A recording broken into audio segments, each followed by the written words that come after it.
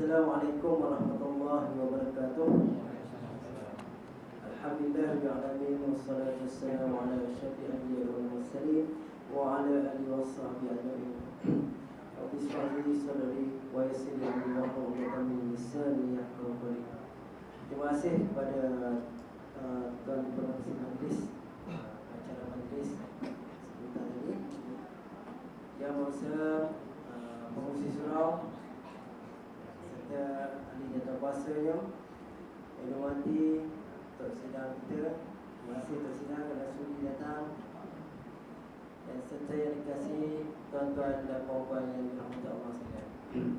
Alhamdulillah, syukur kita kepada Allah kerana diberi keizinan dan rahmatnya untuk kita sama-sama menunaikan solat pada maghrib berjemaah sebentar tadi, dan terusnya kita terus ke majlis ilmu. Ini bukan ceramah dengan lagi, ceramah tu besar kan. Ini bukan waktu kuliah je, waktu kuliah pun kau 2 jam kot. Tak pasti kan. InsyaAllah. Terima kasih saya ucapkan kepada pengurusi surau, Tuan Zamzuri, Tuan orang panggil apa? Abang Glamour tu, Abang Atak panggil. Kerana sudi menjemput saya. Dia dah lama saya awal bulan ni, kalau ikutkan awal bulan itu. Tapi ditunda. Alhamdulillah sampai juga saya kat sini pada malam ni kan. Sebentar 12 bulan ni, bulan 5 ni sampai juga saya kat sini. Alhamdulillah dengan keizinan Allah saya sampai dengan selamatnya. Walaupun hujan kata kan, itu sebenarnya hujan rahmat.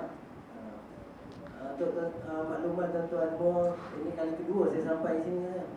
Setelah 2 tahun yang dululah saya pernah datang sini masa majlis baca Yasin dan silap saya buat kat sini kan. Saya ingat saya lah, ini kali kedua lah. Alhamdulillah datang lagi saya kat sini kan, atas jemputan tuan-tuan semula. Okey, kita terus pada tajuk yang nak saya sampaikan pada malam ni, iaitu tentang Isra' Mi'raj. Tuan-tuan tahu tak apa itu Isra' Mi'raj? Kita semua tahu kan, tiap tahun 27 Rejab kita akan sambut Isra' Mi'raj. 27 Rejab ni kita sambut Isra' Mi'raj. Sampai je masa ni kita sambut. Tapi apa itu Isra' Mi'raj? Kita main sambut je kan. Isra' Mi'raj benda tak tahu. Tapi kata kita ni diberi akal dan fikiran untuk mencari ilmu, untuk mengetahui apa itu Isra' Mi'raj kan. Isra' Mi'raj ni berlakunya setahun sebelum hijrah Nabi, iaitu 27 Rejab ni setahun sebelum hijrah Nabi. Okey. Isra' yang ni perjalanan Nabi Muhammad SAW menaiki binatang bernama Buraq, atau binatang bernama Buraq ni, dari Masjidil Haram ke Mekah, di Mekah ke Masjidil Aqsa. Itu binatang bernama Buraq. Binatang Buraq ni dia diandaikan macam dia besar sikit pada keledai, tapi besar sikit pada keledai, kurang sikit pada kuda. Tengok keledai besar mana? Keledai macam kambing tu kan. Dia kau besar kambing lah kata. Kambing pun yang dah ayam tanduk tu, yang ada tanduk tu, itu pun dah besar dah kan. Lepas tu dia kecil, dia kurang sikit pada kuda. Kuda ni besar kan, tinggi. Lepas tu lari laju pula kan. Okay. Binatang Buraq ni dia memang binatang yang paling laju lah. Kalau kata kereta Ferrari tu tak boleh lawan lah. Kereta Ferrari tu kelajuan dia 360 km sejam. Binatang Buraq ni lebih daripada tu. Tak terkira kilometer dia orang tu. Itu binatang yang bernama Buraq. Dia tu binatang paling laju lah kata. Itulah binatang yang ditunggangi oleh Nabi Muhammad SAW pada Isra' ni. Okey. Pada Isra' dia berlaku di penghijrahan Nabi ni dari Masjidil Haram, itu di Mekah, ke Masjidil Aqsa. Itu sekarang ni kita panggil Palestin lah. Masjidil Aqsa ni di Baitul Maqdis ni dulunya kita panggil Baitul Maqdis kan. Sekarang pun masih ada nama tu, tapi kita nama glamour dia orang panggil Palestin. Kita sebut Palestin ni kita tahu dah. Palestin ni tempat apa? Kita tahu dah. Itu sejarah Nabi ni. Sejarah perjalanan Isra' Nabi kan. Itu binatang yang berburak. Okay. Sejarah cerita perjalanan Nabi ni pada Isra' ni, Nabi ni pergi ke Masjidil Aqsa ni, okay, di Palestin ni, di satu tempat tu. Sekarang ni pun masih ada lagi tempat tu. Tempat yang perjalanan Nabi tu dari Masjidil Haram ke Masjidil Aqsa tu, tempat yang Nabi pergi tu masih ada lagi sampai sekarang. Itu dia nak naik ke langit. Bila nak naik ke langit tu namanya Mi'raj. Mi'raj tu ialah tangga yang nak naik ke langit. Itu yang dipanggil perjalanan Nabi. Perjalanan Nabi ni maknanya Isra'. Mi'raj ni ialah tangga. Itu perjalanan Nabi tadi dari Masjidil Haram ke Masjidil Aqsa.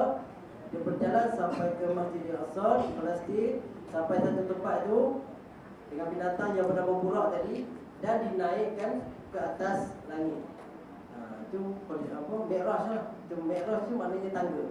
Kita itu perlu sampai ke tahap tu lagi kan. Kita baru perjalanan Nabi di antara satu tempat perjalanan dia ke satu tempat yang lain.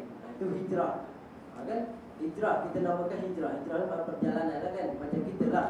Kita apa dari satu tempat ke satu tempat kan. Kita duduk di air kuning ni, kata tempat bencin ni kata nak duduk di Taiping ke, di Bagasrai ke, mana-mana lah kan. Itu perjalanan kita, hijrah kita kan. Ini Nabi. Okay? Nabi ni perjalanan dia memang penuh dengan dugaan, rintangan dan pelbagai cabaran. Macam kita ni kalau ada sedikit dugaan pun Allah bagi pada kita pun, apa kita rasa? Contohlah bagi kita sakit sikit lah. Contoh bagi sakit kepala juga lah ya? Kalau bagi sakit kepala sikit, apa kita rasa? Ya Allah, rasa nak pecah kepala ni kan. Malam ni ada kuliah yang nak begini tapi kepala sakit ni, macam mana nak begini? Tapi Allah uji kita, baru sedikit je ujian Allah bagi pada kita ya? Macam Nabi pula, perjalanan Nabi ni dia nak menyampaikan dakwah tu sebelum berlakunya Isra' Mi'raj ni, berbagai rintangan. Orang-orang kafir ni dia cukup tak suka pada Nabi kan. Sebab apa? Sebab Nabi ni dia menyampaikan dakwah kan? Dia menyeru umat supaya masuk Islam. Sahabat-sahabat dia kan, dia berhijrah, perjalanan dia dengan sahabat-sahabat dia pergi satu tempat ni, berdakwah kan, dengan pelbagai rintangan macam-macam. Contohnya yang berlaku pada Nabi, kita tahu bila dia keluar rumah je, ada satu hamba-hamba ni, orang kafir ni, dia balik najis kat atas Nabi. Apa yang Nabi kata? Nabi tak kata apa lah. Alhamdulillah dia kata kan. Kalau kita orang baling atau baling najis kat kita, apa kita cakap? Siaplah kau apa ni, memang belum tahu kan. Itu benda yang besar kan. Kalau benda kecil ni, contohnya kita berjiran dengan di kampung ni, sebelah mulah ni, kucing kan, kita bela kucing. Lepas tu kucing kita ni pergi ke rumah jiran. Lepas tu jiran pula dia tengok kucing kita ni, kucing ni lawa ni, lepas tu pergi masuk dalam rumah pula, kencing berak. Apa jiran kita buat? Jiran kita silap-silap dia maki hama kita. Apalah, bela kucing tapi tak tidak jaga kan? Itu baru kita ujian kecil pada kita. Tapi Rasulullah ni ujian dia sebesar mana pun dia boleh hadapi. Sehinggalah orang yang kafir ni yang buat naya pada Nabi ni, balik najis pada Nabi ni, pada satu hari tu dia sakit. Bila sakit tu Rasulullah ni pergi ziarah. Dia tanya, manalah orang yang yang selalu balik najis kat aku ni. Tiba-tiba dia dah tak ada kan. Bila dah tak ada, dia pun heran, manalah ni. Lepas tu dia dapat tahu pada sahabat dia, kata orang yang selalu balik najis tu sakit. Sakit pun Nabi pun pergi ziarah. Pergi ziarah. Bila dah ziarah tu, kita kalau kita sakit, kita ni suka ngumpat orang. Kalau kita suka ngumpat orang ni, kalau bila orang kita ngumpat tu datang rumah kita, apa kita rasa? Mesti rasa malu kan. Tapi Rasulullah ni dia dengan sebab dia rasul, seorang yang maksum kan, sempurna. Dia niat dia untuk berdakwah. Dia pergi melawat sehinggalah orang kafir ni boleh memeluk Islam. Kita boleh ke kita berdakwah macam tu? Kita nak ngajak orang ke surau pun buat ya. Kadang orang lepas surau pun belum tentu nak nyampe. Sebab apa? Walaupun depan rumah tapi rasa jauh tu Rasulullah tu. Ada depan rumah ni kan. Tapi kalau hati kita dengan hati yang suci atau bersih kan, macam yang kita dididik oleh Rasulullah ni. Sebab kita ni apa, umat yang akhir zaman. Umat yang akhir zaman ni, apa yang Rasulullah bagi pada kita, itulah yang kita akan lakukan. Rasulullah tinggal, Nabi dia tinggal kepada kita hanya dua perkara. Apa dia? Al-Quran dan juga Sunnah. Kita Al-Quran tu untuk apa?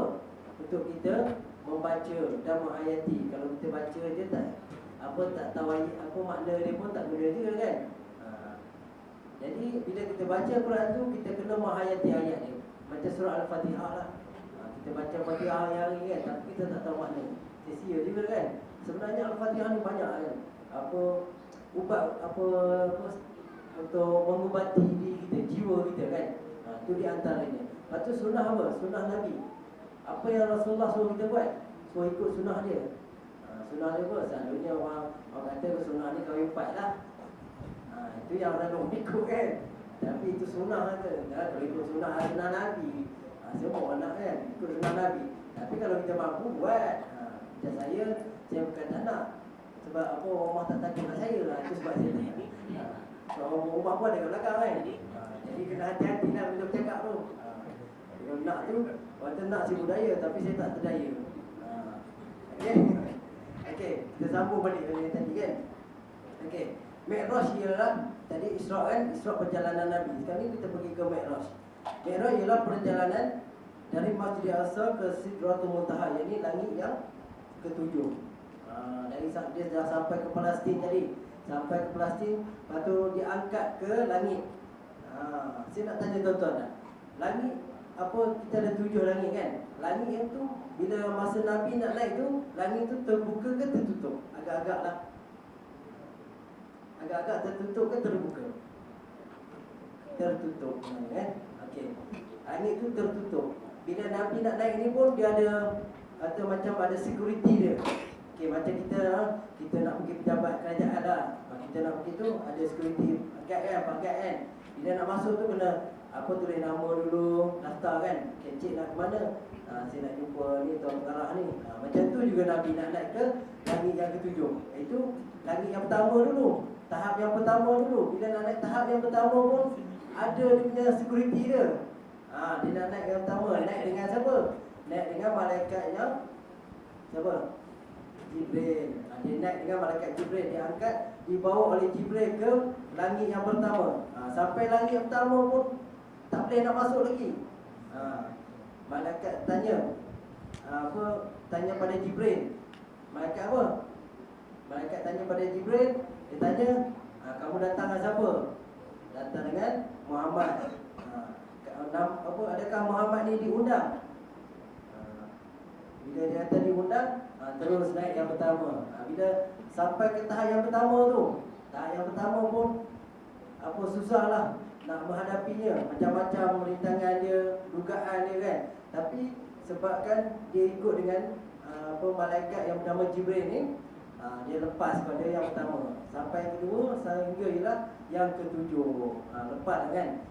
Itulah langit dibuka. Bila Nabi naik pun, Rasulullah naik ke atas, barulah pintu langit tu terbuka. Sebelum ni pintu langit tu tertutup. Bila Nabi naik, masa berlakunya Isra Mi'raj ni lah, pintu langit tu terbuka. Sebelumnya ditutup. Macam rumah kita lah, kalau kita nak tinggal rumah kita tutup itu kan. Takkan kita nak biar rumah macam tu je terbuka kan. Terbuka selamat, balik-balik tengok semua dah tak ada. Itulah perjalanan Nabi masa Isra Mi'raj. Perkara ni, benda ni berlaku pun masa Isra Mi'raj ni. Okey. Lepas tu masa Isra Mi'raj juga berlakunya apa dia lagi yang berlaku pada Nabi? Ni, dada Rasulullah dibedah dan hatinya dicuci. Macam mana dicuci? Okey, dalam sejarah Nabi ni 2 kali hati Nabi ni, hati Rasulullah ni dicuci. Sebanyak 2 kali. Yang pertama masa bila? Masa Nabi berumur agak-agak umur berapa tahun? Masa Nabi umur 5 tahun. Masa Nabi umur 5 tahun. Masa Nabi umur 5 tahun dah hati yang dicuci. Macam kita ni, apa boleh tak kita apa kata kalau cuci hati lah, pergi hospital lah, suruh apa doktor bedah lah, lepas tu cuci hati masuk balik. Silap-silap kalau apa buang apa ambil hati tu cuci, siap-siap kita meninggal kan. Tapi Rasulullah ni itulah kurniaan yang diberikan oleh Allah kepada Rasulullah. Hatinya dicuci. Dicuci sebanyak 2 kali. Iaitu yang pertama masa dia 5 tahun. Dan yang kedua ialah masa berlakunya Isra' Mi'raj ni. Itu yang berlaku. Ya? Macam kita ni boleh ke hati kita ni nak cuci? Boleh. Dengan apa? Dengan cara kita mengabdikan diri kepada Allah. Dan juga kita percaya dengan kewujudan Rasul. Itulah kalau kita nak cuci hati kita. Kita tak payah macam Rasulullah ni memang dah dikurniakan, dah dianugerahkan oleh Allah macam tu. Masa 5 tahun hati dia dicuci. Lepas tu masa Isra' Mi'raj dicuci lagi. Tak payah dia sebab Allah dah jadikan Rasulullah ni adalah manusia yang hamba yang maksum. Macam kita ni bukan maksum. Kita ni yang ada nama Kasum tahu. Nama maksum tak tahu lah kan. Maksum ni maknanya sempurna. Kita ni bukan yang maksum. Kita ni ada melakukan kesilapan yang secara sedar dan juga tak disedari. Sebab kita ni apa dalam masyarakat kita, kita dengan kejiranan kita, macam mana keadaan kita di rumah, keadaan kita dengan jiran kita, keadaan kita dengan masyarakat kita macam mana. Adakah kita berbaik dengan jiran kita? Adakah kita menolong jiran kita? Adakah kita suka mengumpat jiran kita? Mengumpat janganlah kan. Itu benda-benda yang tak elok tu, yang mazmumah tu kita jangan buat. Kita buat benda yang disuruh oleh Allah. Amal ma'ruf nahi munkar kan. Jadi apa yang kita buat, kita mulakan dengan apa kita? Niat kita. Innamal a'malu binniyat. Sesuatu yang kita buat adalah dengan niat. Kita sembahyang pun dengan niat. Kalau kita tak niat, tak sah sembahyang kita. Begitu juga dengan apa yang nak kita lakukan. Kita dah niat pun, niat benda yang baik lah. Kita niat benda yang elok lah. Bila kita niat benda yang elok, Allah dah tentu bagi ganjaran pada kita. Satu kebaikan kita buat, 10 Allah akan bagi ganjaran pada kita. Nak tak nak? Semua orang nak ganjaran pada Allah kan. Benda kita buat, kebaikan kita buat, kita kadang kita buat itu orang apa, kita bantu orang pun kadang kita tak sedar kita bantu orang kan. Cara apa, macam kita selalunya kita tolong orang susah tu benda yang kita nampak. Kadang benda yang kita tak nampak, kita tolong orang apa, kita amal jariah kita pun, itulah kita tolong orang lah kan. Kita bersedekah, itu benda yang kita apa, bagi orang kita tak nampak lah kan. Cara apa, batinnya apa, kita tak nampak benda tu, kita bagi ke orang, ni aku ni sedekah ni, tu dah kita dapat ganjaran daripada Allah lah. Okay? Okay, itu di antara ciri-ciri yang ada pada Rasulullah yang diterapkan pada kita manusia. Sebab kita ni sentiasa ikut apa yang orang buat, betul tak? Macam anak-anak kita lah, kalau tengok mak bapak dia buat benda tak elok, dia akan buat benda tak elok lah. Budak-budak ataupun budak-budak kan, dia suka ikut apa yang buat, itu dia ikut dia. Macam kita ni, kita kena ikut-ikutan. Apa yang Nabi suruh kita buat, kita kena buat. Nabi suruh kita apa? Yang pertama, suruh kita sembahyang, solat kan. Kita buat solat kita, kita jaga solat kita. Kita apa, macam Zuhur pukul 1 suku maksudnya 3.30 kita sembahyang. Jadi kita sembahyang kan, walaupun kita terlewat. Tapi bila kita apa terlewat dengan apa sesuatu benda yang kita tak dapat nak elakkan, tak apalah kan. Jangan kita sengajakan kelewatan yang kita buat tu. Maknanya kita solat kita 1 suku tu paling-paling lewat pun pukul 1.30 atau pukul 2 kan. Jangan sampai pukul 4 pun nak sembahyang Zuhur. Kalau kita terlupa tu, kalau ada penyakit terlupa ni bahaya. Terlupa nak sembahyang Zuhur kata. Tapi kalau belum pun apa masuk asar tu, kita sembahyang tu kan. Nanti itu yang apa Nabi suruh kita buat, sembahyang kita. Lepas tu dia suruh kita buat apa? Suruh kita puasa. Ni dah dekat dah ni, tinggal lagi 3 minggu ni nak puasa dah tu. Kan? Okey. Ini yang apa Nabi kata, yang Allah suruh kita buat kebaikan kepada Yang pertama sekali, kita kena ingat pada Allah, hubungan kita dengan Allah. Hablu minallah, hubungan kita dengan Allah. Lepas tu wahablu minan nas, lepas tu hubungan kita dengan sesama manusia. Yang pertama kita jaga, kalau kita jaga hubungan kita dengan Allah, insya-Allah hubungan kita dengan manusia tak ada masalah. Kesempurnaan dia di situlah. Kita jaga hubungan kita Allah. Kita cintakan Allah. Kita sentiasa mengingati Allah dan juga mengingati Rasul kan. Kita sentiasa ingat Nabi cakap kita ni apa, umat aku adalah umat yang akhir zaman. Apa yang aku buat itulah umat aku akan buat. Umat apa? Umat yang akhir zaman. Kita ni dah akhir zaman dah tak ada siapa dah. Sebab Nabi pun Nabi yang terakhir. Okey, terus lagi. Dalam surah Isra ayat yang pertama yang bermaksud Maha suci Allah yang telah memperjalankan hamba-Nya pada suatu malam dari Masjidil Haram ke Masjidil Aqsa yang telah kami berkati sekelilingnya agar kami perlihatkan kepadanya sebahagian dari tanda-tanda kebesaran kami, yakni Allah lah, kebesaran Allah kan. Perjalanan Nabi hanyalah satu malam. Perjalanan Nabi hanyalah satu malam yang berlaku pada Isra Mi'raj. Dalam satu malam tu berbagai perkara atau benda-benda yang Nabi nampak, Nabi buat kan, disuruh oleh Allah dan diikut dengan malaikat Jibril dan siapa? Malaikat Jibril dan Mikail. Okey. Terusnya, keseluruhan perjalanan Nabi hanya berlangsung pada satu malam. Maksud saya cakap dia lah, dia berlangsung hanya satu malam je. Isra Mi'raj ni hanya berlaku dalam satu malam kan. Para ulama hadis, ulama fiqh dan ulama tafsir secara umum menegaskan bahawa peristiwa Isra Mi'raj di mana kedua-dua berlaku dalam satu malam dan dalam keadaan baginda sedar. Benda tu berlaku memanglah dalam keadaan Nabi sedar kan. Kalau Nabi tak sedar memang dia tak tahu apa dia nak buat. Sebab masa Isra Mi'raj ni macam-macam perkara berlaku. Macam-macam perkara-perkara ajaib, benda-benda pelik kan. Semasa, sebelum dan selepas, macam-macam benda berlaku masa perjalanan Nabi tu. Sebagaimana difahami daripada firman Allah dalam ayat tadi, di mana Allah menegaskan yang bermaksud memperjalankan hamba-Nya pada waktu malam. Sebab apa diletakkan perjalanannya pada waktu malam? Sebab apa? Sebab waktu malam ni adalah waktu yang paling tenang, paling tiada berlakunya benda-benda yang tak elok mata kan. Sebab kita bila malam ni kita tahu dah, bila malam yang pertama sekali kita tidur. Lepas tu bila kita tidur, bangun malam mulai kita buat sembahyang tahajud, main sunat semua tu lah. Sebab tu benda ni Isra Mi'raj ni berlaku pada malam hari. Kita pun apa-apa kita buat seeloknya di waktu malam. Contohnya kita sembahyang sunat kan, sunat tahajud kan. Sunat tahajud kita buat pada waktu malam kan. Waktu malam lah kita buat. Ada siang-siang hari kita buat. Ada sembahyang sunat apa? Sembahyang sunat duha kan. Itu yang kita buat. Okey. Terusnya,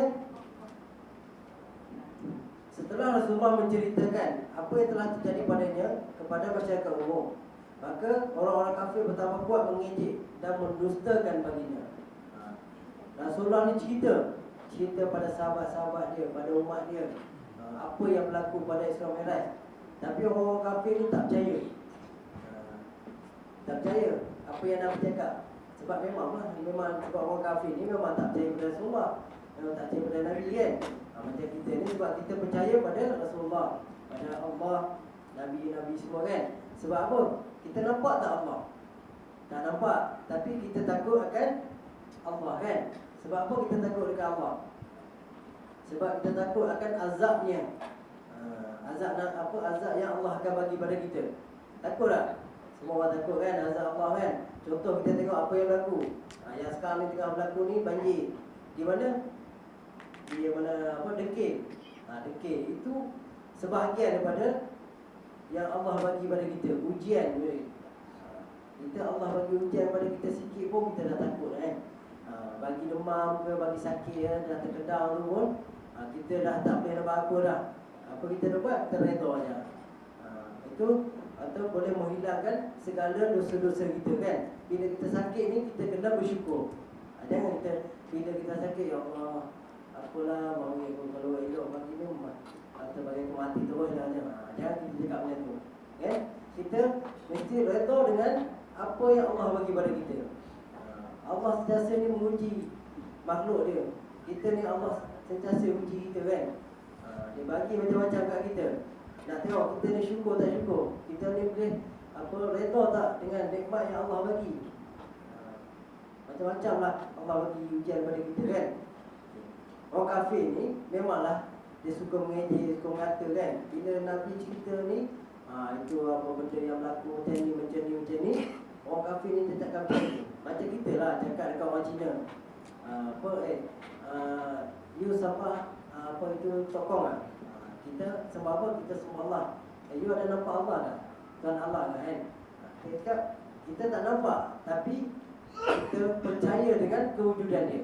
Tapi kalau orang kafir ni dia percaya tak? Dia takkan percaya kan, sebab dia tak nampak kan. Macam dia nampak apa yang berlaku kan. Okey.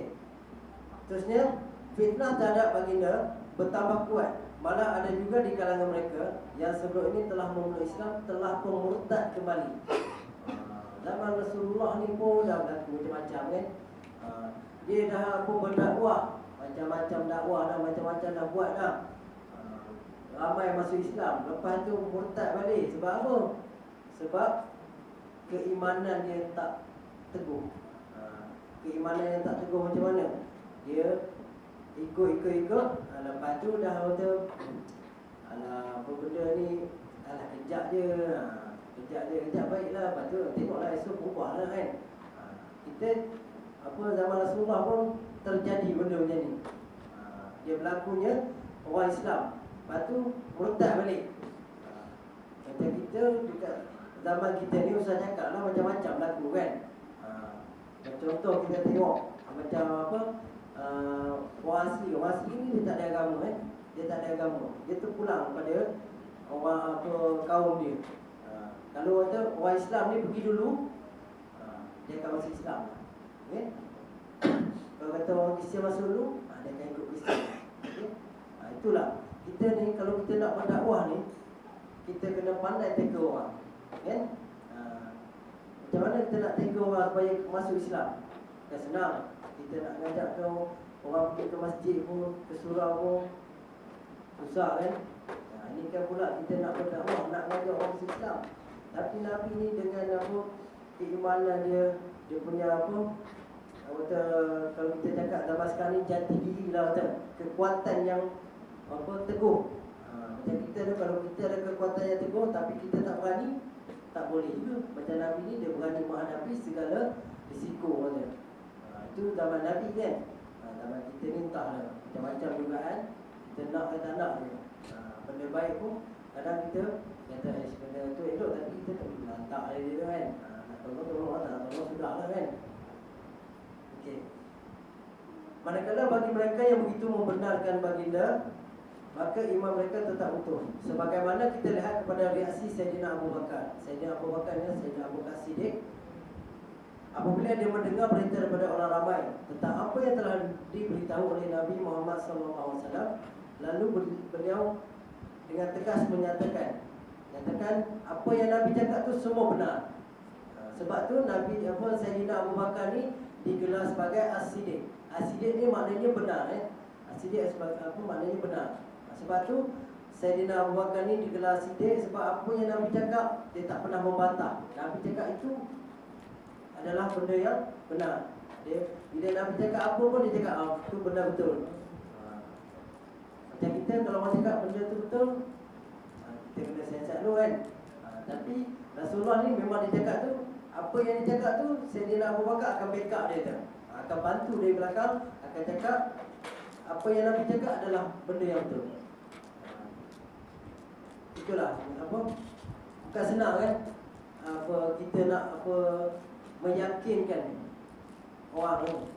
Macam Nabi pun dia susah juga dia nak menyampaikan awal, dia nak meyakinkan sesuatu umat dia ni, umat dia nak supaya percaya dengan apa yang dicakapkan. Tapi dibantu oleh Sayyidina Abu Bakar ni, dia berani juga. Sayyidina Abu Bakar ni ada orang yang paling berani ni. Semua orang takut dengan Sayyidina Abu Bakar kan. Sebab Sayyidina Abu Bakar ni memang apa di zaman Rasulullah tu, kalau kita dapat bayangkan, dia adalah orang yang paling hebat lah. Siapa yang menentang Rasulullah, dia akan pergi ke depan itu. Ini Sayyidina Abu Bakar, Khalifah Allah yang pertama. Okay? Terusnya, inilah ketegasan dan keyakinan yang tidak berbelah bagi Sayyidina Abu Bakar dalam mempercayai Allah dan Rasulnya, sehingga beliau digelar sebagai Siddiq. Yang saya cakap tadi lah, beliau sebab dia meyakinkan orang kan, meyakinkan apa sahabat-sahabat Nabi, umat Nabi masa tu, supaya percaya dengan apa yang Nabi cakap. Lepas tu yakin dengan apa yang Nabi kata, apa yang Allah turunkan kepada makhluknya, pada umatnya. Dia mesti percaya. Itu sebab apa Sayyidina Abu Bakar ni, dia berani. Dia tak kira orang lah kata. Macam kita ni, kalau tak nak berperang, berani ke kita ke depan? Belum tentu kita berani kan. Tapi Sayyidina Abu Bakar ni, kalau siapa yang nak cantai Nabi dia kata, dia akan ke depan dulu. Kata, apa ibaratnya, langkah mayat aku dulu sebelum langkah mayat Rasulullah. Itulah contoh dia kan. Ibarat dia macam itulah. Okey. Sebelum Isra dan Mi'raj, sebelum melalui kejadian Isra dan Mi'raj, Nabi Muhammad SAW mengalami pembedahan dada. Itulah yang saya cerita tadi. Dia dibedah dada dia, dicucikan hatinya kan, supaya bersih daripada hati yang kotor lah, dibisikkan syaitan. Kita ni kalau kita pergi ke hospital, minta dia tolong bedah hati kita ni supaya cuci, lepas tu masukkan balik. Belum tentu kita boleh sempurna kan. Belum tentu kata kita ni boleh elok macam biasa. Tapi Nabi ni tak ada masalah. Memang dicuci hati dia supaya bersih daripada was-was ni, pada bisikan syaitan. Nabi ni sebab apa dia dicuci hatinya? Sebab apa? Sebab syaitan yang paling ganas kita, syaitan yang paling teruk dia, nama ni jin Afrik. Pernah dengar lah orang panggil sebut bila jin Afrik kan? Jin Afrik ni lah jin yang paling taraf dia, paling ni, paling tinggi dah orang dia. Paling tinggi darjat dia, jin Afrik ni. Jin yang paling teruk lagi kata. Itu jin Afrik. Jin Afrik ni memang golongan-golongan jin ni yang paling teruk, itulah jin Afrik ni. Jin Afrik ni dia akan merosakkan habis. Bila macam kita ni kalau kita nak melawan jin Afrik ni kan, kita baca apa, surah ayat. Macam kita orang kena rasuk kan, orang kena rasuk, kita baca ayat kursi. Dia pun dia akan ikut dia, ada gelak dia lah. Kita baca aku baca ayat kursi dia, senyum dia, buat apa dia, tak kira aku dia. Itu jin Afrik. Jin Afrik ni adalah jin yang paling kebal kata. Susah kita nak melawan dia. Sedangkan Nabi ni dia menentang kan. Dia menentang dengan jin Afrik macam mana? Itulah sebab tu Allah bagi anugerah pada Nabi ni supaya dicuci hatinya. Takut bisikan pada syaitan ni kan, betul jin Afrik ni lah yang merosakkan habis semua orang kan. Kalau kata Nabi rosak, kita ni hancur. Sebab Nabi pun dah akhir zaman, Nabi yang terakhir, kita ni umat yang akhir zaman, dah hancur lah kita. Okey. Selesai pemudaan, didatangkan binatang burak tadi untuk ditunggangi oleh Rasulullah SAW dalam perjalanan luar biasa yang dinamakan Isra. Tadilah dia naik, dia tunggang balik, lepas dicuci hati kan. Dicuci hati, dia naik atas tu, dicuci hati, lepas tu dia turun, dia naik balik burak tu. Naik burak tu apa, binatang yang boleh laju macam saya cakap tadi, binatang yang paling terpantas lah. Macam Ferrari pun tak ada lawan kan. Macam kita pun tak boleh nak bayangkan macam mana binatang tu. Macam kita pun nak naik kuda pun tak pernah kuda. Ini kan binatang yang benar burak yang paling laju. Kuda pun bila kita tunggang dia pun, dia enjuk sikit pun dah tungging kita. Okey. Semasa Isra, perjalanan Nabi Muhammad SAW dari Masjidil Haram ke Masjid Aqsa, sepanjang perjalanan itu yang diiringi oleh malaikat Jibril ini kan, Dia tiba di tempat-tempat tertentu.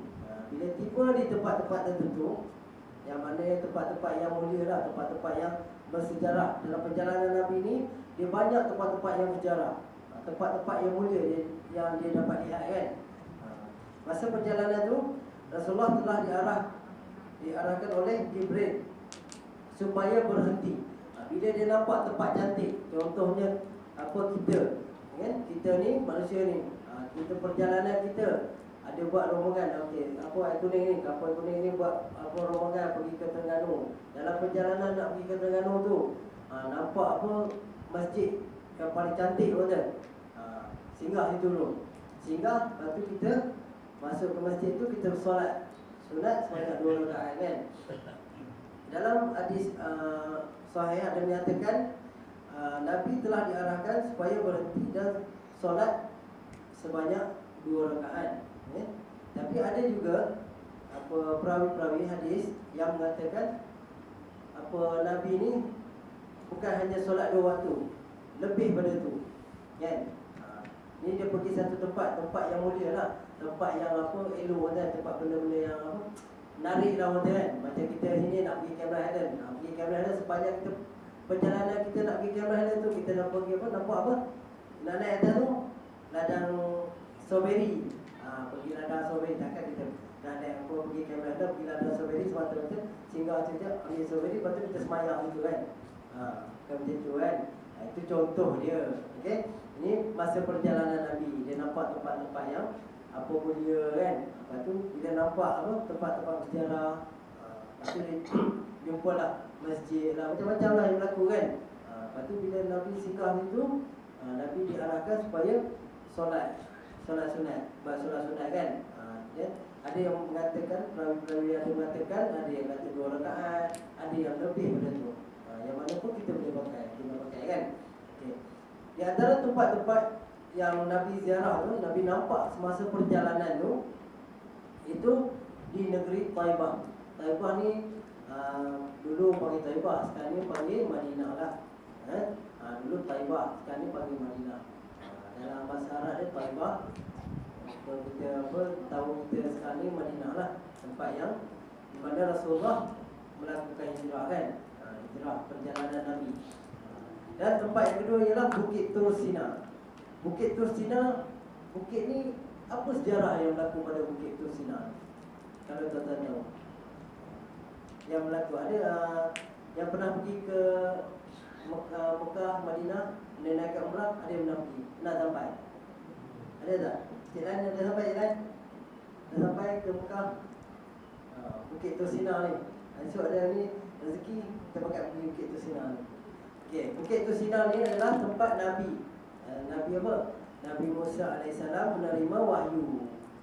Bukit Tur Sina ni dia macam sebuah gua. Ya? Di sana di Mekah ni, di Mekah Madinah ni dia macam gua ada gua Hira kan. Gua gua Bukit Tur Sina, dia macam-macam lah. Di bukit tu dia ada gua. Tiap-tiap bukit tu ada gua dia. Macam kita di nak ke Gopeng tu ada satu gua Gua Tepurung. Macam Gua Tepurung kan. Macam bila kita masuk dalam Gua Tepurung, apa yang kita nampak? Yang pertama sekali bila kita nak masuk tu ada tangga kan. Ada tangga, lepas tu macam-macam kita nampak dalam tu kan. Ada batu kapur, ada macam-macam lah, bola layang semua tu kan. Tapi di Bukit Tur Sina ni, kalau kita masuk ke dalam Bukit Tur Sina ni, tempat dia akan bersinar-sinar. Tempat dia bersinar, tapi di bukit ni mana ada lampu kan, mana ada cahaya. Kalau yang ada cahaya ni di Gua Tepurung je lah. Zaman Nabi ni tak ada. Pergi bukit-bukit ni tak ada, lampu-lampu semua tak ada kan. Kita torchlight pun tak ada kan.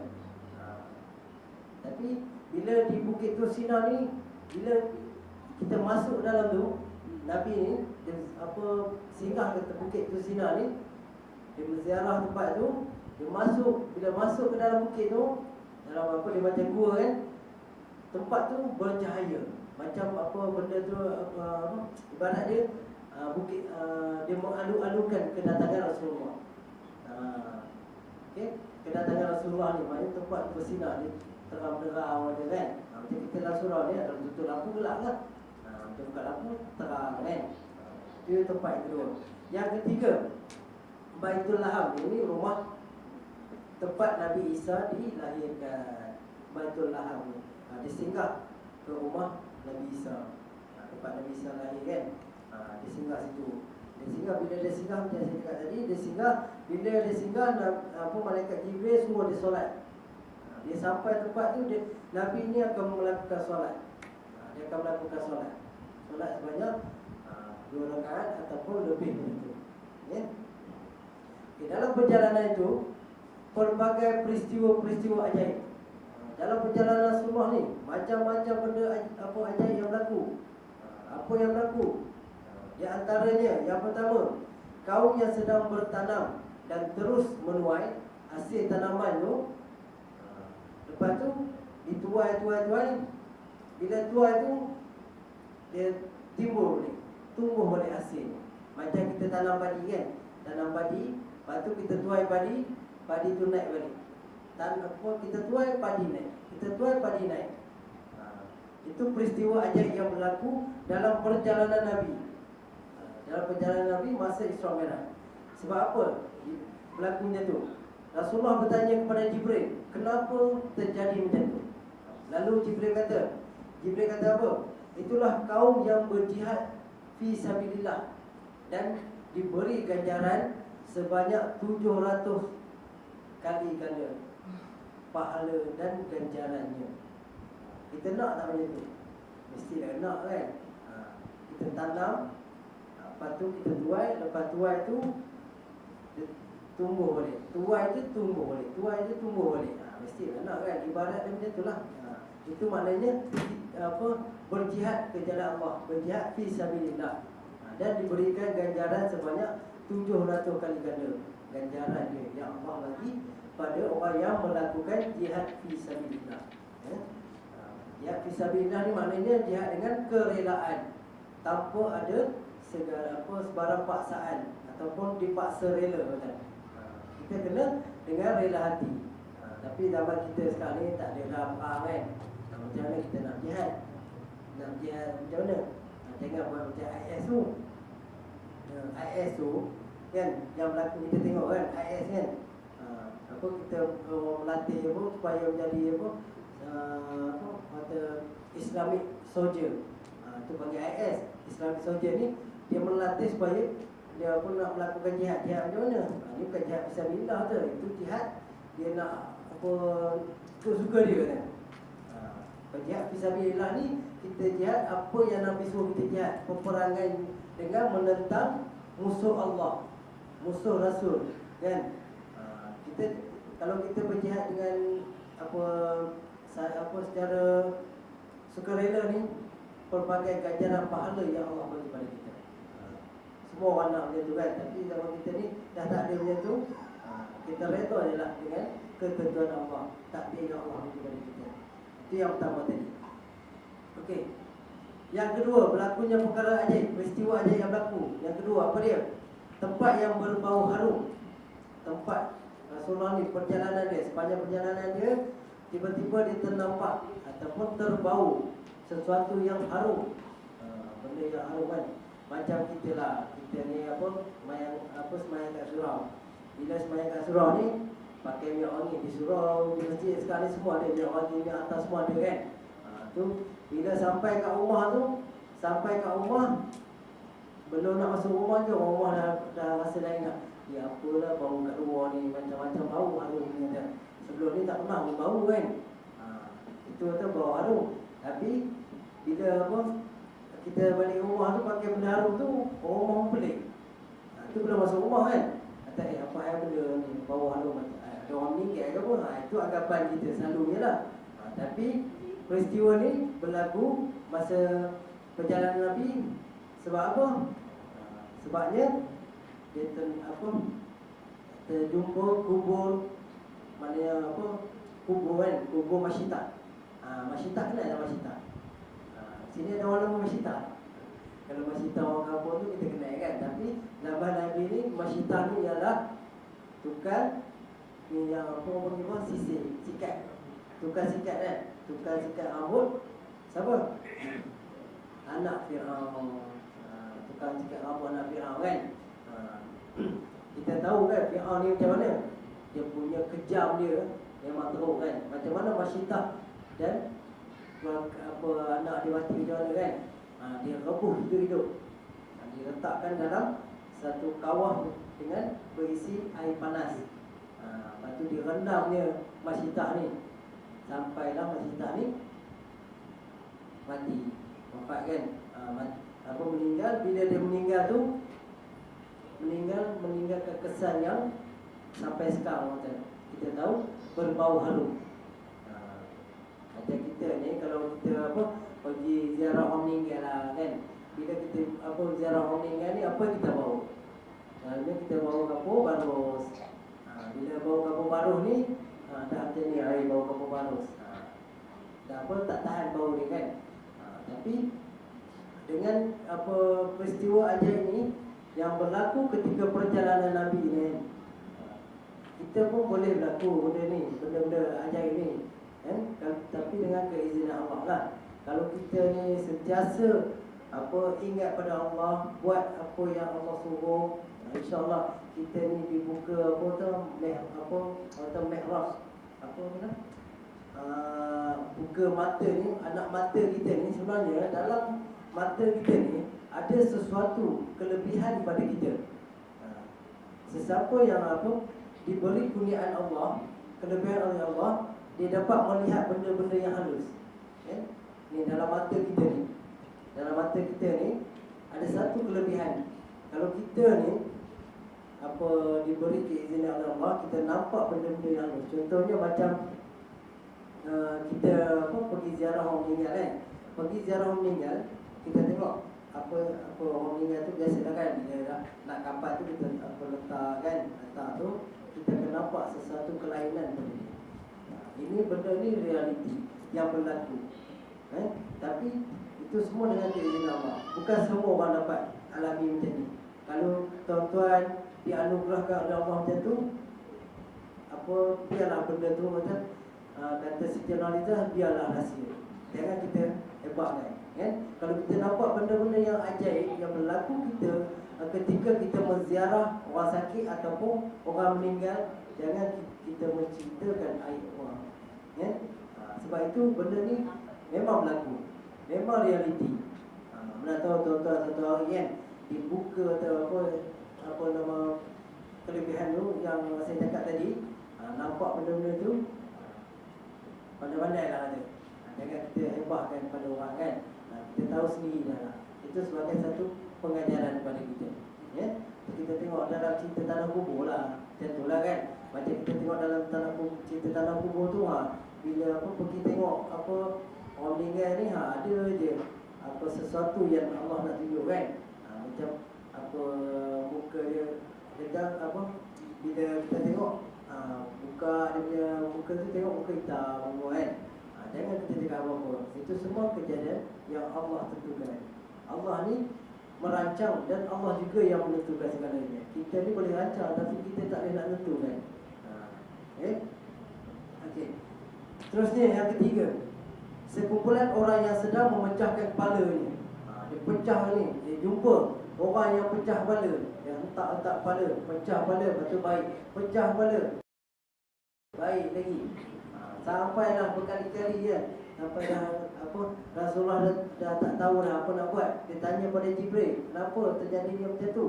Lalu Jibril kata, itulah orang yang berat kepala kerana tak nak sujud dengan Allah. Tak nak sujud ni maknanya dia tak nak melakukan solat. Sujud ni tempat kita melakukan solat kan. Itulah solat ni, itu yang utama. Ibadat yang akan soal oleh malaikat pada kita nanti, itulah ibadat solat. Itu yang utama. Kita kena jaga. Itu ibadat dia macam tu dah. Kita letak kepala tu, pecah, lepas tu baik, pecah baik balik. Macam tu lah ibaratnya. Okey, yang keempatnya, sekumpulan orang yang hanya menutup kemaluan mereka, ini kubur dan dubur, dengan setebis air. Mereka dihalau seperti binatang ternakan. mereka makan bara api dan batu dari neraka Jahannam. Benda ni kan, okey. Sebab apa terjadi macam tu? Itulah orang-orang yang tidak mengeluarkan zakat. Orang yang tidak mengeluarkan zakat ni ibarat dia macam tu lah. Dihalau seperti apa binatang. Lepas tu makan bara api. Makan bara api ni orang yang tak mengeluarkan zakat ni. Jaga siapa yang ada rezeki lebih tu keluarlah zakat. Dengar orang pun kuliah online ni, lepas ni ada rezeki lebih boleh zakat. Tapi alhamdulillah kita semua ni kita tahu kan, bila apa cukup apa tempoh dia, ada rezeki lebih, kita semua berzakat. Okey. Yang kelima, satu kaum lelaki dan perempuan yang memakan daging mentah yang busuk, makan daging mentah yang busuk, sedangkan daging yang elok ni ada di sisi. Ya. Okey, daging mentah yang tak elok atau ibarat makan bangkai lah, makan bangkai. Padahal benda yang elok ada. Daging elok dengan daging bangkai, dia sanggup makan daging bangkai. Padahal daging yang elok. Sebab apa tadi macam ni? Sebab dia lelaki, sebab apa? Sebab lelaki dan perempuan yang melakukan zina. Itulah ibarat dia macam tu. Itu peristiwa ajaib yang berlaku semasa perjalanan Nabi dalam Isra Mi'raj. Orang yang melakukan zina, sedangkan masing-masing mempunyai suami dan isteri. Okay? Itulah ajaib. Ibarat kita makan bangkai lah. Makan bangkai kan. Yang keenam, lelaki yang berenang dalam sungai darah dan dilontarkan batu. Berenang dalam sungai darah. Kita nak berenang kat laut pun tercungak-cungak. Kan tak payah laut lah, dalam kolam renang cukup lah. Berani tak berani je. Ni kan dalam sungai darah dan dilontarkan batu. Tengah berenang ni, berenang dalam sungai darah, lepas tu kena lontar sama batu pula.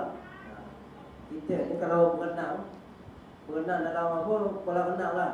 Kalau kita berenang dalam kolam renang, kalau orang pandai batu, apa kita nak buat? Silap-silap rambat balik kita ya. Tapi ini kejadian ajaib yang berlaku. Sebab apa berlakunya tu? Sebab orang tu adalah orang yang suka makan riba. Riba Kau makan riba ni jagalah. Kita ni elaklah pada makan riba kan. Yang ketujuh, lelaki yang menghimpun sebekas kayu. Menghimpun sebekas kayu dan tak terdaya memikulnya. Dia himpun sebekas kayu. Himpun. Lepas tu tak larat nak bawa. Lepas tu nak ambil lagi. Dah satu bekas tu tak larat nak pikul. Lepas tu nak lagi pikul yang sebekas lagi. Ya. Itu kata bekas tu sebekas pun tak larat kan. Sebekas tu pun dah banyak lah. Macam kayu balak pun, kalau satu kayu pun dah sengit sebelah. Lepas tu nak pikul lagi sebelah kan. Silap patah baru kan. Itu sebab apa? Sebab orang tu tak dapat menunaikan amanah. Dia dah satu amanah tak boleh nak buat, nak lagi. Contohnya kita ada satu jawatan yang diberikan pada kita. Lepas tu dahlah jawatan tu kita tak boleh nak buat, nak lagi jawatan lain. Dah satu jawatan pun tak terlarat nak jaga kan. Contoh macam Tok Sidang ni, jenuh jadi Tok Sidang ni. Nak jaga masyarakat bukan senang. Nak jaga orang kampung kan Tok Sidang ni. Macam-macam, kerenah orang tu. Tapi dengan calon kita, dengan cara kita yang terbaik orang tu, kita buat amanah tu dengan baik. Contoh macam Tok Sidang, dia amanahkan menjaga masyarakat, jaga orang kampung ni. Itulah kerja dia. Macam orang kampung ada, contohnya ada masalah tentang kampung ke, dia akan jumpa dengan Tok Sidang.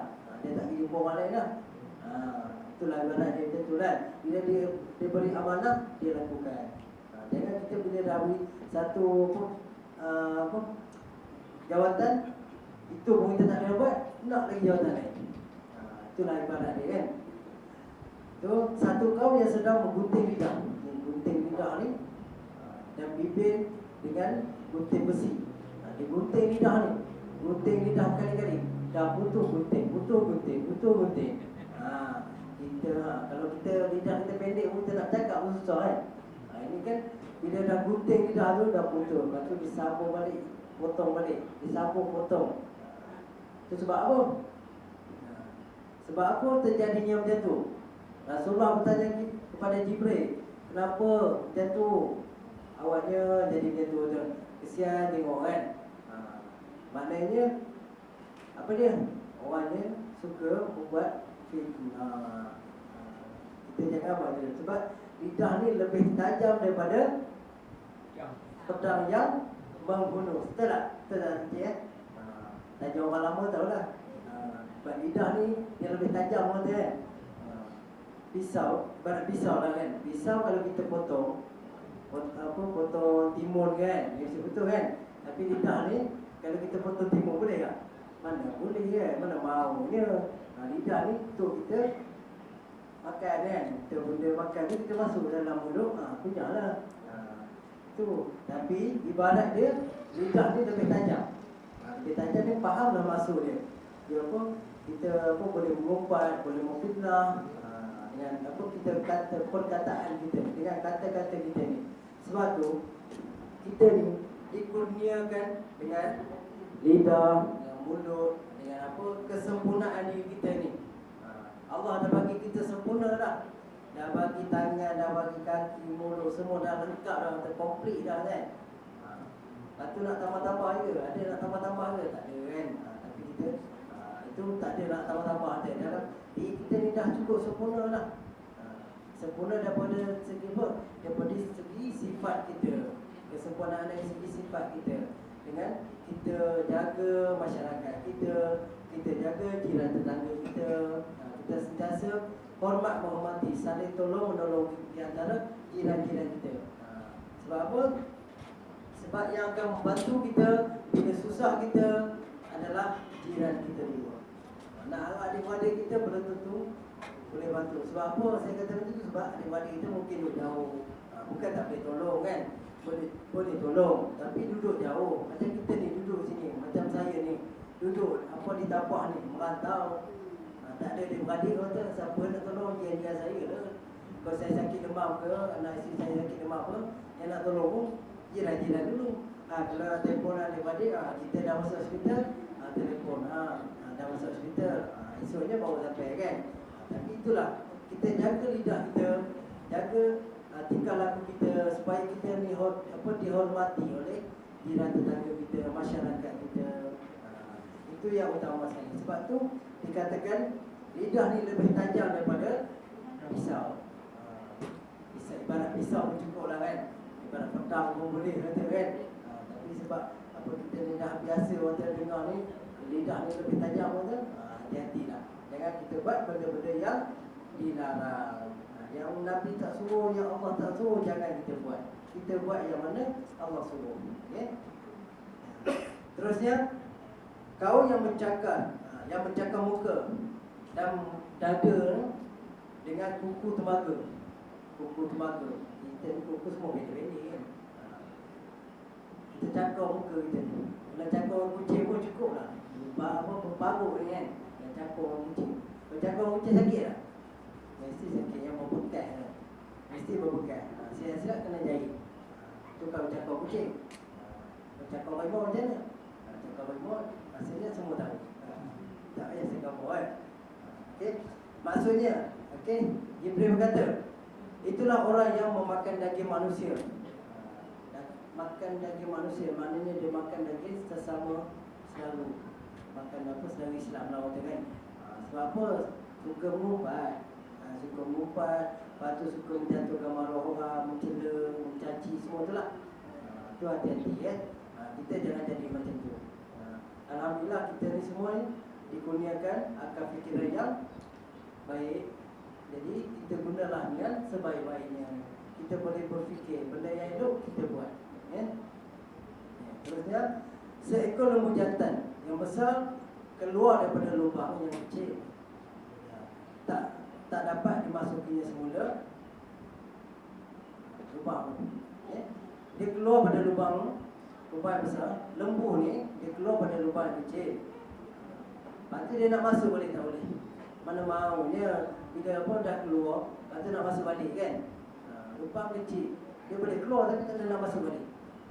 Itu Jibril kata kepada Rasulullah. Sebab apa terjadi macam tu? Sebabnya itulah orang yang suka cakap besar. Takabur. Takabur ni maknanya orang yang suka bermegah-megah dia. Suka dia cakap besar, cakap tak nak jatuh dia. Cakap mesti nak apa? Cakap yang tinggi-tinggi je. Cakap pun tak nak apa? Tak nak mengalah dia. Apa dia? Dia tak mau nak jatuh-jatuh dah.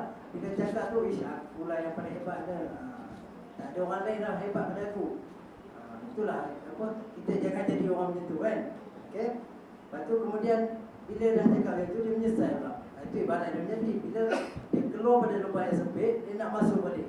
Dah cakap macam-macam ni, aku ni patut aku menyesal aku cakap dia tu kan. Sebenarnya ada orang lagi kaya daripada aku. Ada orang lagi umur besar daripada aku. Itu kita jangan fikir yang bukan. Kita sentiasa berfikirlah yang positif. Tapi kata kalau ada kita buat benda tu sia-sia je lah kan. Ibarat kata sesat dahulu pendapatan, sesat kemudian tak ada gunanya. Sesat kemudian tak ada lah gunanya. Terusnya, seorang perempuan dengan dulang yang penuh dengan pelbagai perhiasan. Seorang perempuan dengan pelbagai perhiasan, dia lalu depan Nabi. Lepas tu Nabi tak hiraukan dia. Nabi tak peduli. Dia lalu kan, dia lalu depan Nabi. Lepas tu Nabi buat tak reti dia. Contohlah kita ni bila kita lalu depan orang yang kita kenal kan. Kita lalu depan orang kita kenal. Lepas tu orang tu tak pedulikan kita. Kita kata apa? Apalah ni, selama ni aku keluar minum dengan dia, elok je pan. Apa tengok aku pun tak tegur. Itu kita, anggapan kita kan. Tapi saya selama ni dengan apa cik atak kita ni tak ada masalah kan. Dia jumpa saya lah. Kalau ngajak minum tak ada masalah dia tak kan. Jangan lupa esok kita minum kan. Okey, itu biasalah kan. Itu kita ni manusia. Manusia ni takkan lari pada melakukan kesilapan. Kita jangan jadi macam tu. Ini apa seorang tua dia dengan pelbagai hiasan lalu depan Nabi. Ni Rasulullah ni. Lalu depan Rasulullah. Tapi Rasulullah tak peduli kat dia. Sebab apa? Sebabnya Rasulullah kata, jika aku beri perhatian kepadanya, nescaya umat Islam akan mengutamakan dunia daripada akhirat. Itulah ibarat dia kan. Seorang tua lalu depan Nabi dengan perhiasan. Contoh apa? Inilah, tengok apa ibu-ibu tengok. Ada tak? Gelang-gelang yang besar-besar daripada kelengan ni kan. Tapi biasa sini semua simpan kat rumah kan. Kita tengok dalam cerita Mami Jarum kan. Cerita Mami Jarum semua minat ni cerita Mami Jarum ni. Tengok gelang ni sampai ke siku. Ibarat dia macam itulah. Jangan kita lebih pada dunia. Kita kena sama rata. Kita kena ada berat sebelah kata. Jangan ada berat sebelah. Kita kena sama rata. Kalau kita berat sebelah, kita pun masuk ke neraka lah. Kalau kita sama rata ni, kita nak dunia nak, akhirat pun nak. Dunia macam mana? Sebab kita ni kehidupan kita macam mana? Kehidupan kita seharian kita. Kita ni ada kerja kan? Kita sebagai macam seorang suami, seorang ketua keluarga, tanggungjawab dia pergi mencari nafkah untuk menyara keluarga. Itulah ibarat dia macam itulah. Kita keluar rumah kan, pergi cari nafkah untuk menyara kehidupan dalam keluarga kita. Lepas tu jangan kita abaikan yang akhirat. Akhirat apa? Bila sampai bulan puasa, kita kerja-kerja. Tapi bila bulan puasa tengah hari, cari kedai mamak dalam gelap, order nasi wangi. Tapi alhamdulillah kat sini orang sini semua baik-baik, tak ada masalah kan. Sebab sini tak ada wangi. InsyaAllah kan, benda-benda tu hanya sebagai pengajaran lah kan. Tapi kita tak ada buat benda-benda tu kan. Kita puasa dah suruh puasa, kita puasa lah. Sebab dalam 3 bulan ni, bulan Rejab, Rejab, Syaban dan Ramadan. Bulan Rejab bulan siapa? Bulan Allah. Bulan Rejab bulan Allah. Bulan Syaban bulan Nabi. Bulan Ramadan bulan umat lah. Bulan kita lah. Kita macam orang perempuan ni tak ada masalah. Sebab dia ada ABC. Dia ada ABC, tak ada masalah. Tahu ke tentang ABC? Maksudnya semua tahu kan, besok itu Allah bagi cuti. Bukan kita bagi cuti kan, Allah yang bagi cuti. Kalau itulah kelebihan orang perempuan. Dia ada kelebihan dia kan, tapi kena ganti balik. Bukan je lepasnya tu je. Maksudnya tak lepas pun dah tentu ganti kita. Ni nak bawa ke apa, bulan puasa dah kan. Puasa pun tak lama, tinggal 3 minggu ni. Kalau ada 10 hari ni, cepat-cepat lah dah nak habis ni. Okay? Seterusnya, seorang perempuan tua duduk di tengah jalan. Seorang perempuan tua ni duduk tengah jalan. Lepas tu dia nampak Rasulullah lalu. Nampak Rasulullah lalu, dia suruh Rasulullah berhenti. Rasulullah berhenti ke tak? Rasulullah tak berhenti. Sebab apa dia tak berhenti? Sebabnya itulah orang yang mensia-siakan umurnya. Sia-siakan umurnya sampai ke tua. Maknanya sia-siakan umur ni maknanya dia apa? Dia tak melakukan solat, tak buat benda-benda ni lah yang disuruh oleh Allah. Solat, tak buat puasa, tak buat zakat, tak buat haji, tak lah kan. Kalau tak ada kemampuan, kita tak ada nak buat lah. Kalau ada kemampuan, kita buat kan. Itulah ibarat dia mensia-siakan umurnya. Dan yang ke-13, seorang perempuan bongkok. Perempuan bongkok ni menahan Rasulullah untuk bertanyakan sesuatu. Ni orang tak nak apa, seorang perempuan pula tanya kepada Rasulullah, nak tanya sesuatu. Lepas tu Jibril kata apa? Itulah gambaran umur dunia yang sangat tua dan menanti saat hari kiamat. Maknanya kita itulah apa, kita ni menanti hari tua dan kita tunggu hari kiamat. Kita tak tahu kiamat tu bila. Yang kita tahu tarikh lahir kita.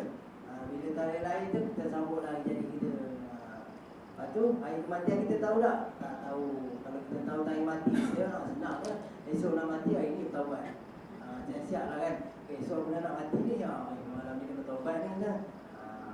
Kalau kita tahu kan. Tapi ada juga yang berlaku kematian ni semasa hari kelahiran dia. Maknanya tarikh lahir dia sama dengan tarikh kematian, tapi jarang berlaku benda ni. Benda ni apa, tak mustahil tapi boleh berlaku. Benda ni ada saya pernah pergi ceramah di kuliah maghrib di satu tempat lah. Ada seorang hamba Allah ni, dia cerita pasal ni lah, kematian ni kan. Sebab itu saya buat tajuk tentang alam barzakh kan, tentang kematian. Dia cerita ni, lepas tu dia ceritalah berlaku di atas keluarga dia. Dia lahir, contohnya tarikh lahir dia 1 bulan 5 tahun 1960 ke 70 apa 50 kan, lebih kurang macam tu lah. Lepas tu dia meninggal pun tarikh lah yang sama. Itu secara kebetulan. Macam kita tak tahu tarikh kematian kita. Hari kiamat pun kita tak tahu berlaku kita kan. Tapi ada perawi hadis ada mengatakan juga hari kiamat ni berlaku pada hari Jumaat. Jumaat bila? Jumaat ni ke? Esok ke? Minggu depan ke? Kita tak tahu kan. Tapi kita sentiasalah ingat pada Allah. Sebab kita tak tahu kiamat ni berlaku kan. Bila berlaku kiamat ni, macam-macam lah, kita ni dah tak ada apa dah ya? Dah tak ada apa dah kata. Bila kiamat ni semua lah tinggal apa, senang pinggang pun dah. Tak peduli lah. Itulah ibarat dia macam itulah kan. Okay. Jadi setibanya Nabi di Masjid Al-Aqsa, dia turun dari Burak tu, dia turun daripada binatang Burak tu, kemudian masuk ke dalam masjid dan mengimamkan solat 2 rakaat dengan segala Nabi lah, dia para sahabat dia lah. Dia sampai ke apa Masjid Al-Aqsa tu, dia sampai ke masjid tu, dia turun daripada Burak tu, binatang Burak tadi. Dia masuk ke masjid bersama para anbiya dan juga sahabat-sahabat dia untuk menunaikan solat sunat. Dia masuk lumayan sunat 2 rakaat. Masuk solat lah macam kita lah pergi ke apa, nak musafir kan. Kita nak pergi musafir, lepas tu kita terjumpa masjid. Kita nak cakap, aku nak singgah ke masjid ni, cantik lah masjid ni. Nak singgah, tak pernah sampai sini kan. Nak singgah, bila kita masuk ke masjid tu, apa yang pertama kita buat? Kita akan buat solat sunat 2 rakaat kan. Sunat apa? Tahiyatul masjid. Dan kita beriktikaf kan. Itu yang kita buat. Sebab apa? Itulah yang Nabi lakukan. Sebelum kita lakukan dulu, Nabi dah buat dah. Sebab tu kita ni mengikut segala apa yang Nabi buat. Itulah kita ni dikatakan umat yang akhir zaman. Nabi buat benda tu, kita pun buat. Walaupun kita secara amnya, secara umumnya kita tak pernah nampak apa yang Nabi buat kan. Tapi kita ikut segala suruhan dia dan apa yang Nabi buat tu. Sunnah-sunnah Nabi tu semua kita buat kan. Begitu juga dengan kita, dengan masyarakat kita. Kita contoh, kita datang ke surau ni, apa kita nak buat? Kita berjemaah. Nabi pun bersama dengan para anbiya dan sahabat-sahabat dia menunaikan solat berjemaah. Kita digalakkan berjemaah. Bila kita berjemaah di surau, berapa kita dapat? Kita dapat 27 darjat. 27 darjat kan? Ibaratnya 27 markah lah betul. Kalau di rumah tu kita sembahyang 1 markah. Kalau kita datang surau ni berjemaah, kita dapat 27 markah. Banyak ke sikit? Banyak. Jadi kita nak buat di rumah tu, kita nak buat di surau. Mana apa? Tepuk dada tanya iman betul. Kan? Itulah apa di antara yang berlaku pada Nabi, berlaku juga pada kita ni umatnya. Ya. Terusnya bila dah sembahyang, dah solat semua kan, Nabi ni dia terasa dahaga. Yalah macam apa kita dah cakap macam saya lah cakap ni, rasa nak minum juga kan. Itu juga Nabi. Nabi ni bila dah dia dah sembahyang semua tu, dia terasa dahaga sebab dia perjalanan dia dah mata tempat dia dah nampak peristiwa-peristiwa ajaib macam-macam berlaku kan. Dia pun dah terasa dahaga. Bila dia terasa dahaga, Jibril ni dia tengok Nabi ni macam dahaga ni, dia pun membawa minuman kepada Nabi. Dia bawa dua bekas minuman. Contohnya ni lah, dia bawa 2 bekas minuman. Okey. Satu susu, satu lagi arak. Mana satu Nabi nak pilih? Nasib baiklah Nabi tu pilih susu. Jadi kita pun ikutlah minum susu. Macam orang pun minum susu emang supaya badan sihat dan cergas. Kan? Orang lelaki minum apa? Hagot, susu kambing. Itulah kan. Kalau Nabi ni minum arak, hancurlah kita semua. Sebab tu apa yang berlaku pada Nabi, dia minum susu kan. Bila minum susu maknanya sesuatu yang Nabi buat tu adalah sesuatu yang terbaik lah untuk umat dia. Kalau Nabi ni ambil arak, habis kita semua kat dunia ni buka pub lah. Tak ada lah kedai-kedai minum teh tarik semua, tak ada nak rasa lah. Itu yang berlaku kan. Itu di antaranya perjalanan Nabi, peristiwa-peristiwa yang berlaku masa perjalanan Nabi kan. Boleh sambung lagi ke? Boleh lagi? Sambung lagi kan? Ni ya. Semasa berlakunya Mi'raj pula, itu perjalanan Nabi kan. Dia nak masa perjalanan Nabi nak naik ke langit tu. Ini yang berlaku pula masa Mi'raj tu. Tadi Isra kan. Isra tadi perjalanan Nabi. Ini Mi'raj pula. Mi'raj adalah perjalanan Nabi dari Sidratul Muntaha tu, kan? Nak naik ke atas kan? Nak naik ke langit yang pertama tu. Nak naik langit yang pertama tu. Apa yang berlaku? Di tangga yang pertama. Tangga pertama, Nabi dan juga Jibril masuk ke langit pertama. Lalu berjumpa dengan Nabi Adam. Jumpa dengan Nabi Adam dulu. Kemudian dapat melihat orang-orang yang makan riba. Itu langit yang pertama. Di langit pertama ni dia nampak dah macam-macam peristiwa dah, macam-macam yang berlaku. Padahal benda tu dia dah nampak dah. Dia dah nampak dah semasa perjalanan dia tadi. Peristiwa-peristiwa ajaib tadi kan. Ini dia naik ke langit pertama, dia nampak dah orang yang makan riba, makan harta anak yatim, lepas tu berzina, semua macam-macam lah yang peristiwa-peristiwa ajaib yang dia nampak tadi. Itu di langit yang pertama. Lepas tu dah nampak yang pertama tu, dia naik langit yang kedua pula. Bila naik ke langit yang kedua, Nabi Muhammad dan Jibril naik ke langit kedua, lalu bertemu dengan Nabi Isa dan Nabi Yahya. Dia jumpa dengan Nabi Isa pula. Jumpa Nabi Isa dengan Nabi Yahya. Jumpa Nabi Isa dia buat apa? Nabi Isa ni menceritakan kebaikan tentang umat dia kan, macam mana yang berlaku. Itulah semasa dia berada di langit yang kedua. Okey. Yang ketiga, naik langit yang ketiga pula. Naik langit yang ketiga ni dia jumpa siapa pula? Jumpa dengan Nabi Yusuf. Tuan-tuan tahu tak Nabi Yusuf ni? Kenal tak Nabi Yusuf? Memanglah tak kenal kan, sebab kita tak nampak dia. Tapi bila kita baca sejarah Nabi Yusuf ni, kita tahu ataupun pernahlah dengar cerita tentang apa yang berlaku tentang Nabi Yusuf kan.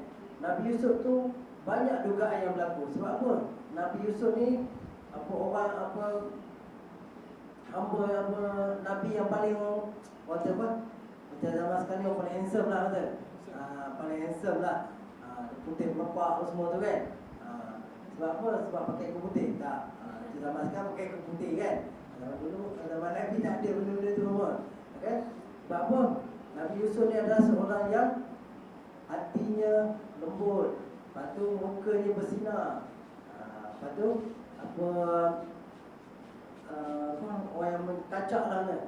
Nabi yang paling kacak lah kan. Sebab tu ibu-ibu yang mana mengandung kan, bila mengandung tu mesti nak baca surah Yusuf. Sebab apa? Nak bagi anak jadi macam Nabi Yusuf. Sebab apa? Nabi Yusuf ni putih ibu, handsome, bergaya tak adalah, tak tahulah kan. Sebab dia kacak semua kan. Itu dalam cerita sejarah Nabi Yusuf kan. Okay. Yang keempat, naik langit yang keempat pula. Naik langit yang keempat bertemu dengan Nabi Idris alaihissalam. Nabi Idris pun cerita, dia bagi nasihat juga kat Nabi, macam ni, umat dia macam ni. Dia jumpa dengan Nabi Idris, macam mana dia cerita pula. Dia kata, umat kau adalah umat yang paling terbaik. Paling terbaik lah umat Nabi Muhammad adalah umat yang paling terbaik lah, paling sempurna lah kata. Yang paling susah nak cari umat Nabi Muhammad lah. Kata macam tu lah kan. Ibarat dia macam tu lah. Lepas tu naik yang kelima pula. Di langit yang kelima, Rasulullah bertemu dengan Nabi Harun alaihissalam, yang dikelilingi oleh kaumnya Bani Israel. Ini dah sampai langit tujuh, jumpa dengan Nabi Harun kan. Nabi Harun pun sama juga, dia bagi nasihat juga macam tu juga, sama juga. Sebab apa? Nabi Harun ni dia seorang yang memiliki kepribadian yang teguh. Kesempurnaan tu bila Nabi Harun ni, dia macam gagah lah orang tu kan. Gagah, orang tak boleh nak kata apa. Macam itulah orang tu. Bila dia bercakap tu, orang tak berani nak melawan. Macam Sayyidina Abu Bakar Siddiq juga lah. Sayyidina Abu Bakar Siddiq ni, dia membela Nabi kan. Macam ni, dia bagi nasihat pada Nabi. Okay. Lepas tu di langit yang ke-6, Nabi Muhammad bertemu dengan Nabi-Nabi. Seterusnya dengan Nabi Musa alaihissalam. Rasulullah mengangkat kepala. Sebab apa? Sebab disuruh oleh Jibril. Lalu dapat melihat umat baginda sendiri yang ramai. Dapatlah melihat umat dia sendiri yang ramai, termasuk 70,000 orang. 70,000 orang yang masuk syurga tanpa dihisap. Tahu tanpa dihisap maknanya? Tanpa dihitung, tanpa disoal jawab lah. Kan? Itu 70,000. Nabi nampak 70,000 orang umat dia masuk syurga tanpa dihisap. Kita nak tak macam tu? Mestilah kita nak kan. Jadi kita banyaklah beribadat kepada Allah, ikut dengan segala suruhan Nabi. Kita bolehlah sampai tu, insya-Allah. Kita sama-sama berdoa supaya kita ni tak dihitung kan, tak dihisap. Mudah-mudahan. Dan yang terakhir, naik tangga langit yang 7 dan masuk langit 7, lalu bertemu dengan Nabi Ibrahim Khalilullah yang sedang bersandar di Baitul Ma'mur. Dihadapi oleh beberapa kaumnya. Lalu Nabi Ibrahim berkata kepada Rasulullah yang bersabda, "Engkau akan berjumpa dengan Allah Subhanahu Wa Taala pada malam ini." Dia dah sampai langit yang ke-7 tu, Nabi akan berjumpa dengan Allah. Dia buat perjanjian dengan Allah. Dah sampai langit yang ke-7 kan, pintu yang ke-7. Pintu yang terakhir lah. Dia sampai tu terakhir tu, dapatlah bertemu dengan Allah. Macam mana Umatmu adalah air umat dan terlalu dhaif. Kita ni macam apa Nabi cakap lah, apa umatku adalah umat yang akhir zaman dan dhaif. Mari kita ni dhaif, mari kita ni insan yang lemah kan. Kita adalah manusia yang lemah. Manusia yang lemah dari segi apa? Dari segi keimanan kita. Lalu kita kuat dengan iman kita, kuatlah kepribadian kita. Kita boleh lawan segala hawa nafsu kita. Maka berdoalah untuk umatmu. Nabi ni sentiasa berdoa untuk umat dia. Dia berdoa kepada kita supaya kita ni menjadi yang terbaik, menjadi umat yang baiklah, yang paling sempurna lah, paling hebat lah daripada umat-umat yang Nabi lain kan. Suruhlah umatmu menanam tanaman syurga. Tanaman syurga apa dia? Tanaman syurga ni kalimah La ilaha illallah Muhammadar Rasulullah. Itulah kalimah yang kita selalu sebutkan. Macam-macam Subhanallah, Alhamdulillah, Allah Akbar tu. Lepas kita solat tu, kita sebut, kita berzikir, bertahmid, bertasbih.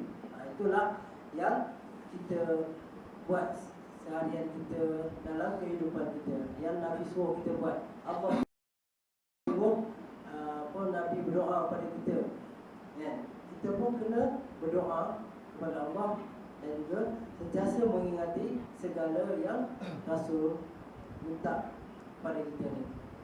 Di antara apa yang Rasulullah minta, apa dia? Sembahyang kita kan? Sembahyang kita. Kalau ikutkan sembahyang kita ni, yang pertama sekali diletakkan sebanyak berapa rakaat?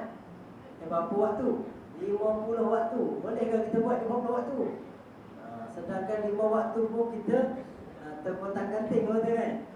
Apa nak tak nak je. Itu pun apa sembahyang zuhur pukul 1 suku pun pukul 3 setengah pun nak sembahyang. Itu baru 5 waktu. Kalau 50 waktu macam mana? Ibadat kita tu jenuh lah kita kan. Tak ada masa nak tidur je.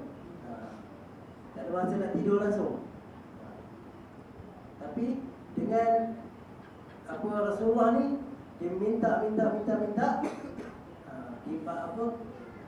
diperkenankan oleh Allah, jadilah 5 waktu. 5 waktu pun rasanya berat juga. Tapi itulah keputusannya. Ibaratnya kalau kita ada dalam perlawanan, keputusan pengadil adalah muktamad. Itulah yang diperkenankan oleh Allah, hanya 5 waktu. Tak boleh kurang pada itu lah. Memanglah kita ni nak buat sesuatu pun kita kena minta dulu kan. Kita nak buat apa pun kena minta dulu, boleh tak boleh kemudian kira. Jadi Rasulullah pun dia minta dan dapat dah 5 waktu. 5 waktu pun itulah muktamadnya, itulah kita buat.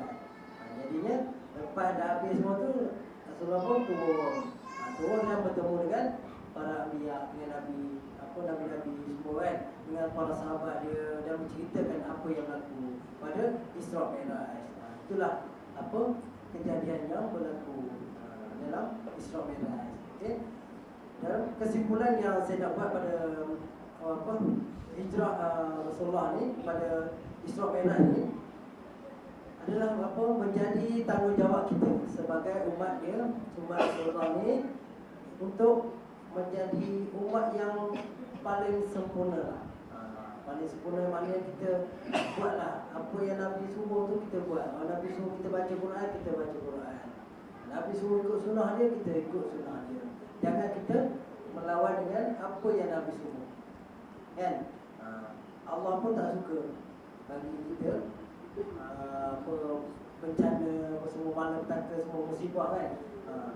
Allah pun tak suka lah kepada kita musibah sebenarnya. Tapi kita ni kena minta kepada Allah supaya dijauhkan segala musibah dan masalah-masalah.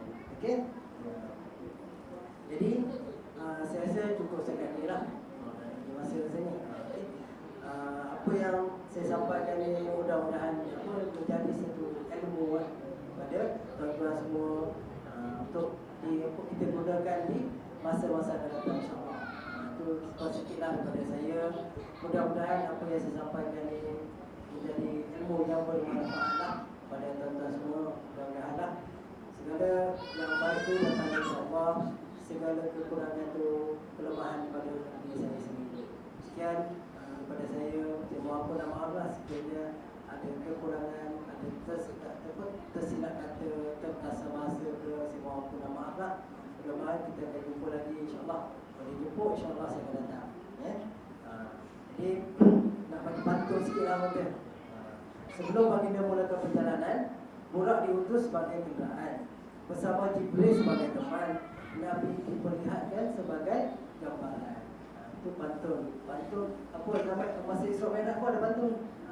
Dan yang kedua, Isra Mi'raj mukjizat Nabi.